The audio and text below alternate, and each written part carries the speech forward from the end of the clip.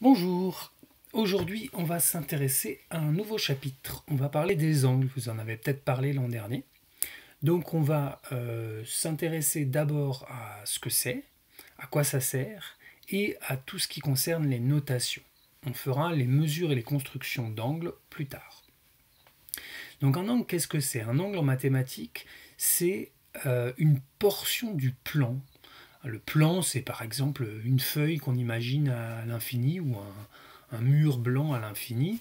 Et puis, quand on va tracer deux demi-droites, on va voir que ça fait une portion de plan. Je vous montre simplement. Si je prends une feuille GeoGebra, si je trace une droite, je vais avoir le plan, donc imaginez la feuille GeoGebra, qui est séparée en deux. Si je trace deux droites, je le sépare en quatre parties. Ces quatre parties s'appellent des angles. C'est quatre angles. Donc pour définir un angle, on va plutôt utiliser des demi-droites.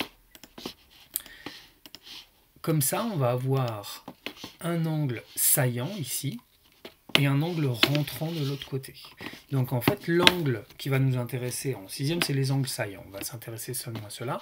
Donc c'est toute cette partie-là, si je la colorie, comme j'ai fait ici. Toute cette partie, c'est un angle.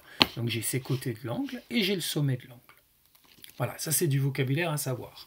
Pour s'entraîner, je vais vous mettre un petit lien sur ma tampoche, vocabulaire sur les angles.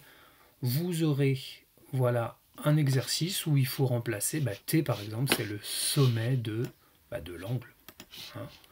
Voilà, donc on peut s'entraîner à des questions de vocabulaire comme celle-ci.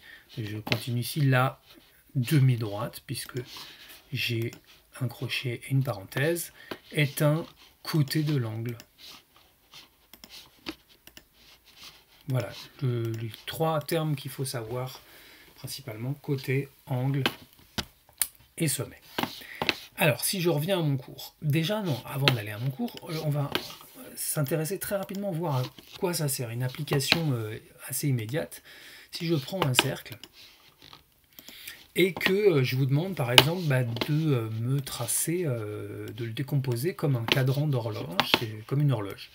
Donc ce qu'on peut faire au début, c'est de se dire, c'est simple, je vais tracer une première droite, comme ça je vais avoir midi 6 heures, et puis une droite perpendiculaire, comme ça je vais avoir 3 heures et 9 heures.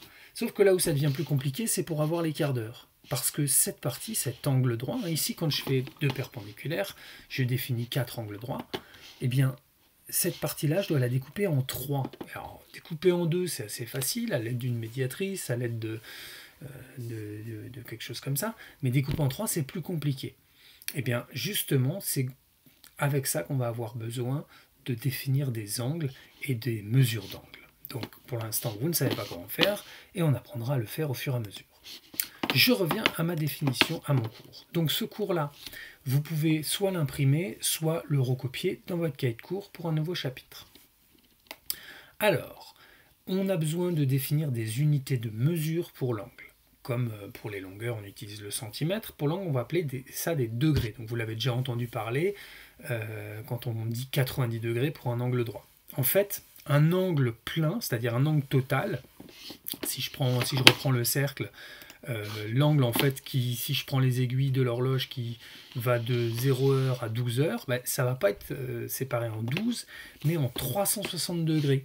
Alors tous ceux qui font du ski, du skate, des figures comme ça, tout le monde sait ce que c'est un 360. Un 360, ça devient, là c'est 360 degrés.